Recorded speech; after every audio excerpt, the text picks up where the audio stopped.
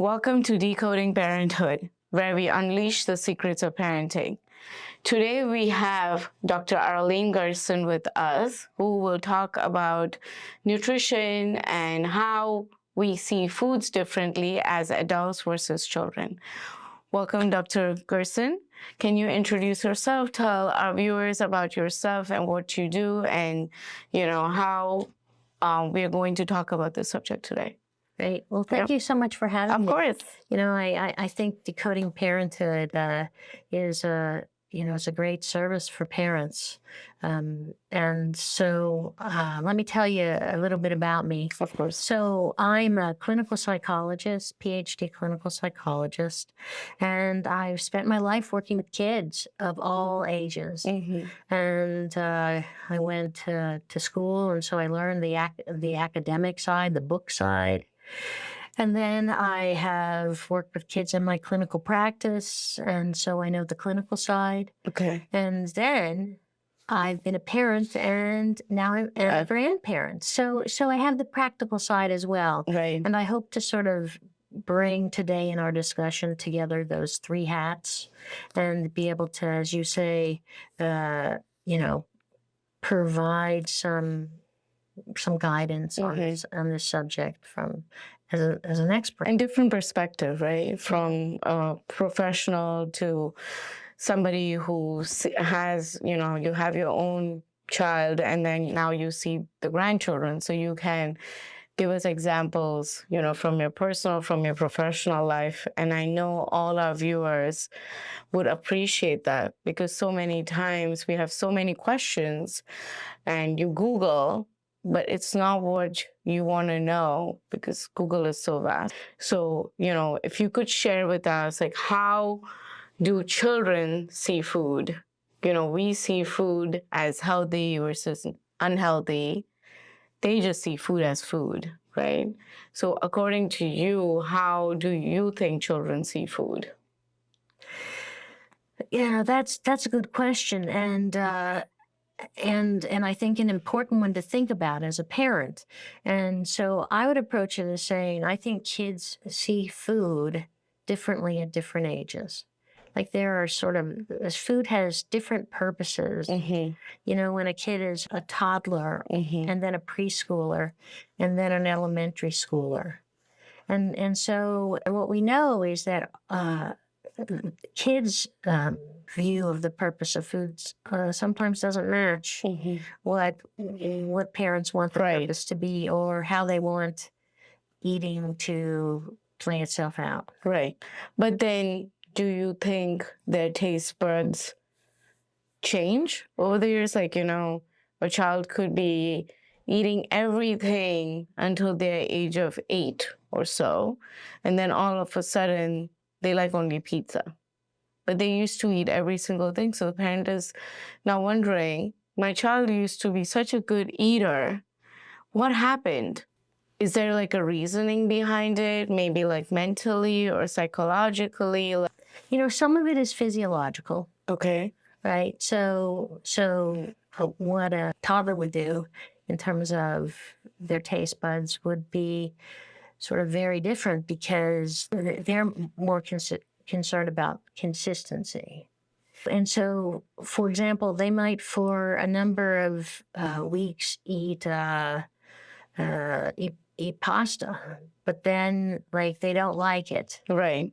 And it's not necessarily that their taste buds get averse to the pasta, but it's like their interest in it wanes. Okay. And in fact, it's not uncommon for kids to go through phases where they're only eat one thing. Okay. And then they'll just overnight switch and not eat it, Okay. And they decide they want to eat raspberries as opposed to bananas, and they have 5 raspberries in the refrigerator, and they have a tantrum because you don't have raspberries. Yeah. How do you explain a nutritional value, or how something is more healthy versus something that's less healthy, or explain the value of food to children? One of the recommendations from a nutritionist is that at very young age, we're talking about one to 3.5. Mm-hmm. You just introduce this notion of nutrition by saying it's important to eat a lot of different kinds of foods because different foods help our bodies in different ways. Okay. So you keep it positive, right? Mm-hmm. And then you say, well, hey, look at this. This orange keeps our body healthy by helping our eyes be able to see, and Okay. helping our skin, be nice and Mm-hmm. smooth and well oiled or whatever. Right. And then when you get to candy, right? About 3 kids oftentimes are introduced to chocolate Right. and are introduced to lollipops. Yeah. And are introduced to things like Mm-hmm. sugar. Mm-hmm. And for a lot of kids, they gravitate toward it. Right. And some of it is the way, as parents, we teach them that for a special surprise, you're going to have candy. It's sort of a matter of How you present how you it. present it, and Yeah. that you continually present it. Right. So that a kid is going to only eat mashed potatoes doesn't mean that you shouldn't put in front of them Different options. age appropriate options Okay. and encourage them to try them. So what are your views on like a plate, the plates, like section plates, and they have like pictures of like a fruit and like vegetables. Have you ever seen those? Like they have Yeah. protein. Do you think like a divided plate like that helps with children? Yes, I do. And visual kinds of cues for kids Yeah. sort of help them learn about how to eat healthy foods and how to eat unhealthy foods in moderation. Yeah, and I also believe that it's important to keep on reminding children of what you just said. So it's not just saying it once, it's actually saying it almost every day or maybe at every meal, because what you put in your body helps your body grow. So if you put sugar, then it's not going to convert it into healthy nutrients. But you don't want to do that for young kids. Okay. You'd want to say, because all sugar does to help your body is make you feel like you have a lot of energy for just a little bit of time. Okay. And there are other foods that we put into our body, Mm-hmm. like bread, Mm-hmm. that or like pasta, Right. that help our bodies in a lot of ways Right. for a long period of time. Right. And then when a kid gets, to be at late elementary or middle school, then you go in with a little more detail. Right. Okay. We as parents want to give healthy options to our children. And we go in the kitchen and cut all these fresh vegetables and make a nice vegetable stir fry, right? With a plate of rice, and everything looks amazing. And then you internally think, oh, what a wonderful job I did. I'm trying to feed healthy to my child. Mm-hmm. Now your child comes to the table and the first thing they say is, ew, I don't like this, right? So you as an adult start thinking that my child doesn't like me or doesn't like the food that I prepared. When I spend all my time making it, so how would you tell the parent that that's not you? They're not rejecting you, or it's not your time. It's just their choice, right? Right. And, gosh, I wouldn't say it any differently than what you said. Okay. I think it's great. And your points, just to sort of reflect, what you just said, is that don't take it personally. Yeah. Don't necessarily, and anticipate that your kid is going to, be excited and happy about new foods that combine a lot of different nutritious kinds of things. Yeah. And try to keep it positive. So in other words, if you make the stir fry and your child just picks out the broccoli, then you go, hey, that's a great idea. That's great that you ate the broccoli. Right. You know, what do you like it? Right. You know? Yeah. It's important to respect and appreciate even that one step that they take towards trying something new. Exactly. And as a parent, we forget that Yeah. all the time because we just want 100% results every time we perform something new. Right. But we as adults don't like every single thing that we eat either. Right.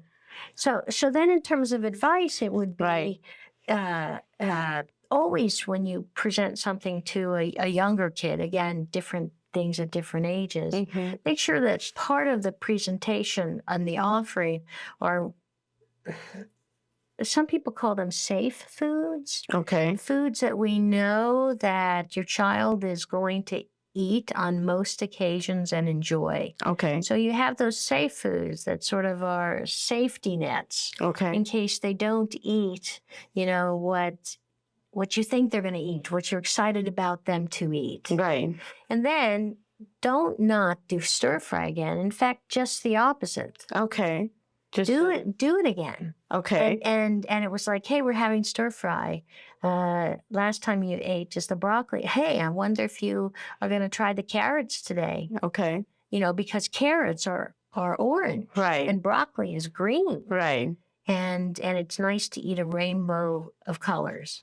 Right? Yes. So it's like everything you say to your kid is in the service of helping them establish a good relationship with food.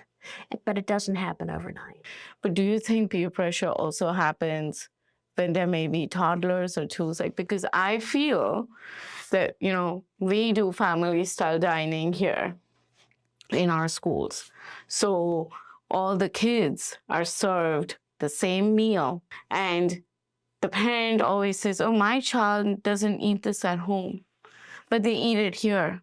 So do you think, you know, when they see other children eat, it helps or, you know, it motivates them to try different things? So, for example, peer pressure, another way to look at it is peer modeling.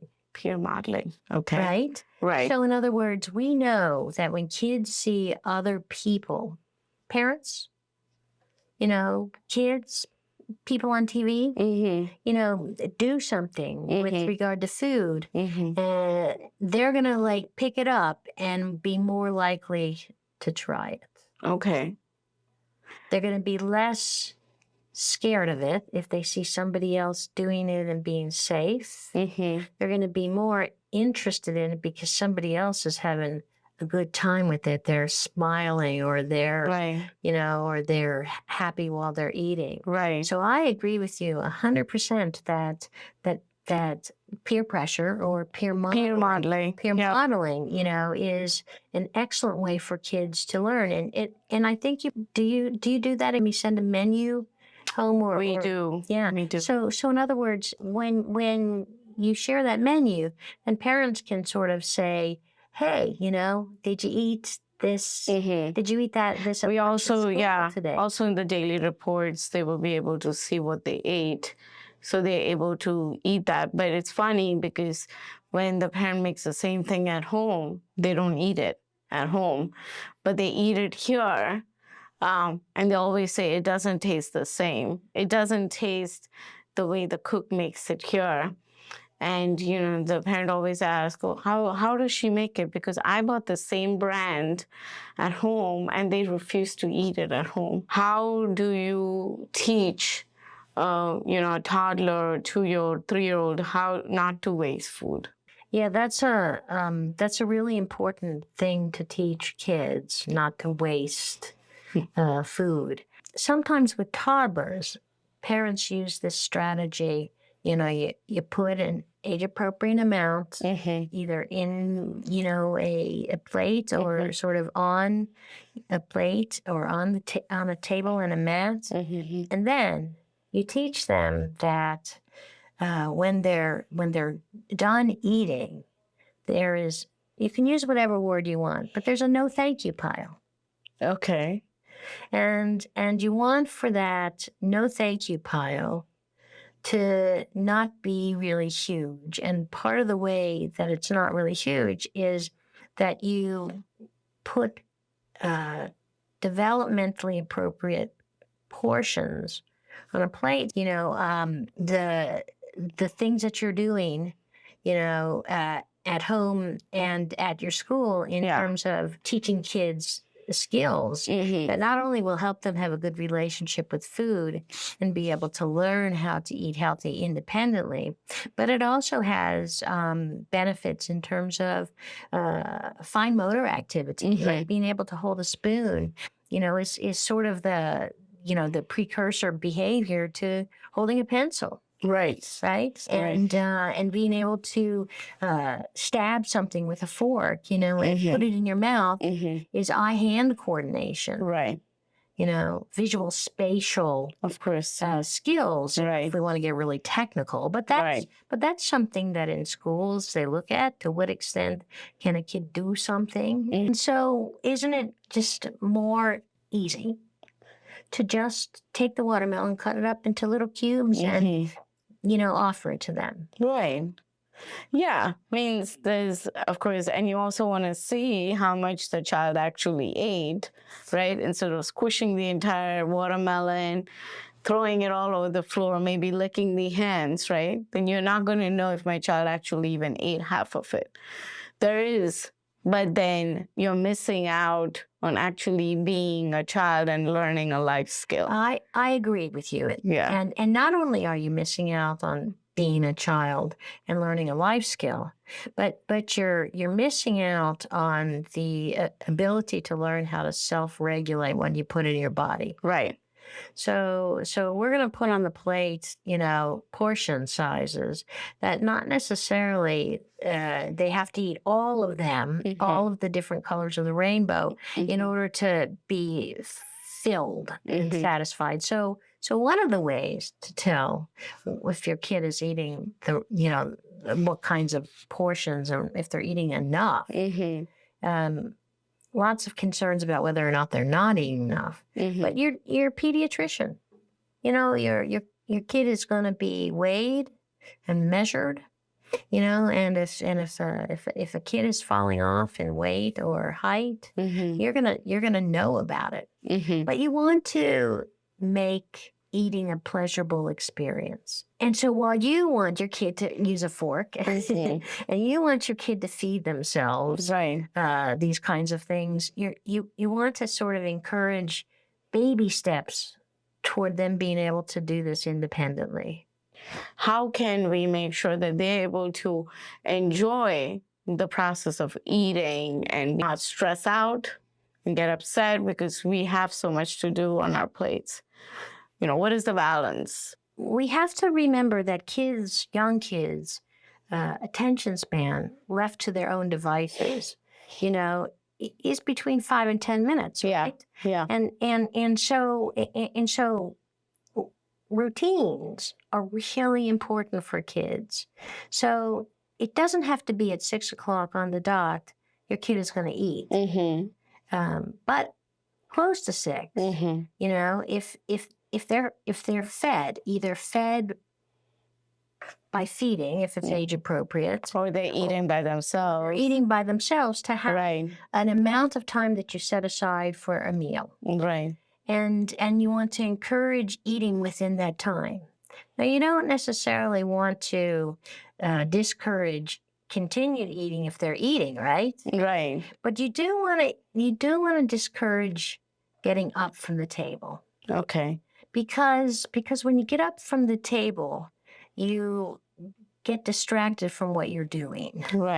And the probability of you coming back and being as enthusiastic about something that is sort of less exciting is very low.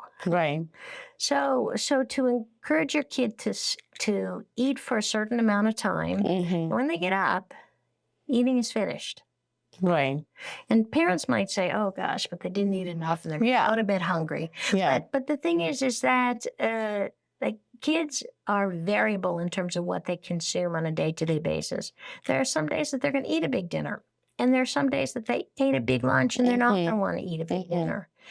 In terms of parent anxiety about not Having enough food in enough their child's food, body. Yeah. I would say try not to be anxious, because you're going to know when you go to your pediatrician Mhm. whether or not they have enough food in their body over the course Right. of a day, or over the course of of several months, right? In terms of practical tips, like I would recommend for parents to do, to one, avoid problems that can be avoided, and two, to encourage healthy behaviors. Okay. So increase healthy behaviors, decrease behaviors that interfere with eating Okay. healthily. Okay. So one would be to remember that kids learn by modeling. Right. So not only do kids learn by what they see their parents do, but they also learn by what's seen other kids do, either at home, if there are other siblings, or at school. Okay.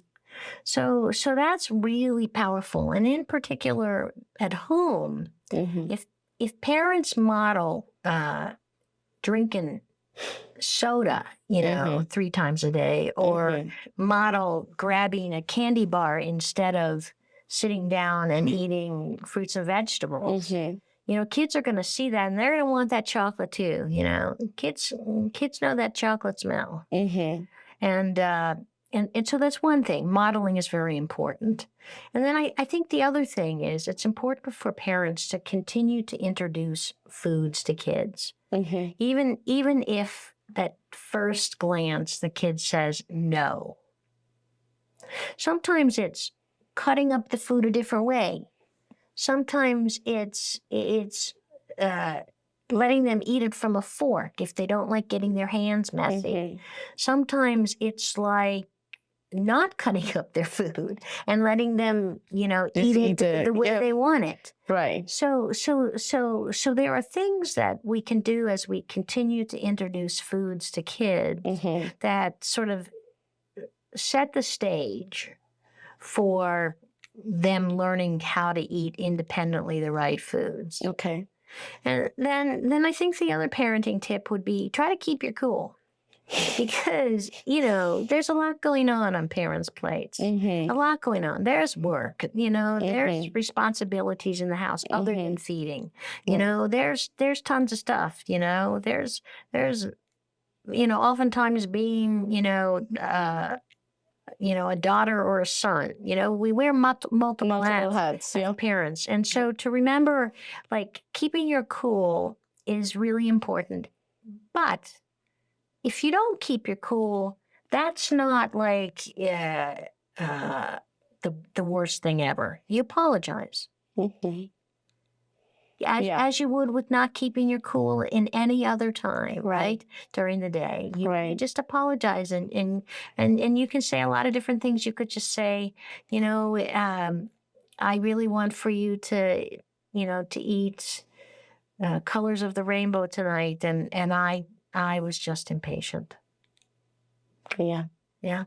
Yeah, I do agree. And I think that children are probably one of the most forgiving individuals because, they don't overthink. So when you just, apologize and say, I'm sorry I didn't listen, or I'm sorry that, I wanted you to eat this thing and you didn't and I got sad, they forgive.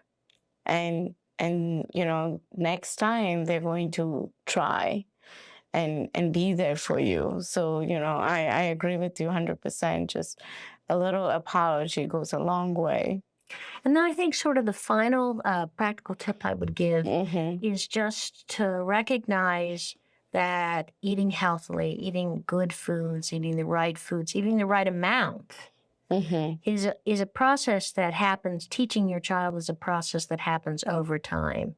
It's a marathon, not a sprint, to teach your child healthy eating habits. And you're gonna do some things right, and you're gonna do some things that don't work out. but that's okay Right. because you're going to have another chance for that teaching moment. Right. And I think parents need to not be too hard on themselves. Yeah, I love your statement that you said it's not a sprint, but it's more like a marathon, because it's a journey that you are going to cross together, and it's going to take some time.